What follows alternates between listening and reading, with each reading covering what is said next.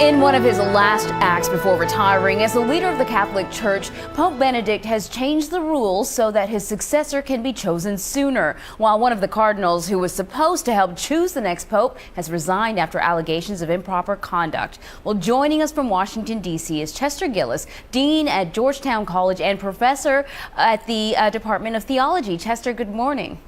Good morning. Nice to be with you.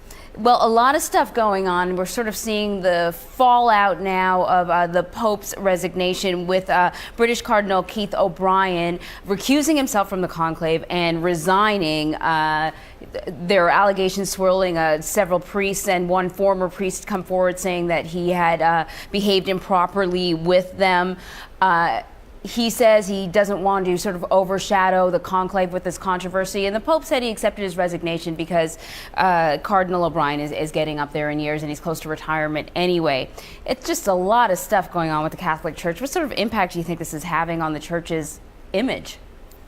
Well, I think it shows an image of a little bit of a disorganization and disorientation at this point when you see all this happening at the last minute in advance of the conclave. In the case of Cardinal O'Brien, it's interesting that it came out only now. It's also interesting that he's someone who mentioned just recently that maybe celibacy should be optional for priests. And it's ironic now that he's being accused of some impropriety at this late date. Yeah, a little bit of controversy there, certainly following him. But there's been also sort of a low rumbling about Cardinal Roger Mahony from Los Angeles, people encouraging him to recuse himself from the conclave as well. He doesn't seem to be in favor of that at all. But I don't know if I've ever heard of cardinals recusing themselves. Does this happen often, and do you think we might see more? No, it doesn't happen often. And in the case of Cardinal Mahony, it hasn't happened. People are suggesting that he do it voluntarily. Juridically, he has a right to be at the conclave. He's under 80 years old. He's in good standing technically as a priest.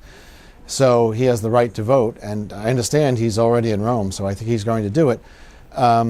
There's pressure on him to do it because of the scandal in the Archdiocese of Los Angeles, which came to light in recent years.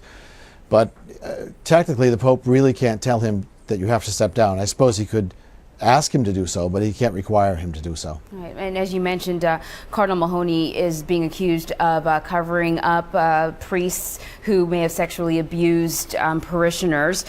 Same thing with Cardinal O'Brien, not covering up, but more suggestions of improper behavior. Do you think that this is all going to overshadow the conclave anyways, whether either of these cardinals show up or not? No, I don't think it will overshadow the conclave. I mean, it's a moment in time. Certainly, it's problematic for the Church. I understand that. I think when the conclave starts, all the attention will be on who's to be the next pope rather than who the electors themselves are or certain issues they bring into the conclave with them. So the clock is ticking. Easter Sunday is the 31st. The conclave, I think, would have normally begun on the 15th of March, which makes it very, very tight. The Pope has pushed that time frame up. It's a good idea. You know, what will be happening over the next few weeks, I guess, as we watch? When will the conclave begin? Very good idea, and not unanticipated in light of his announcement of his resignation. Normally, the papacy ends with the death of a pope, and then there's a 15-day mourning period, which is required by canon law before they can begin the conclave. But in this case, somewhat unprecedented, obviously, of the resignation, there's no reason to have those 15 days. And it was only a modest accommodation that the Pope made to the rules to do this. And all cardinals know the date of his resignation. And I think they would like to have the new pontiff in place in time for Holy Week and for Easter Sunday. So to do that, it's much better to have the conclave early. And I don't see any problem with it. I think the cardinals will be in Rome very shortly and be ready to begin.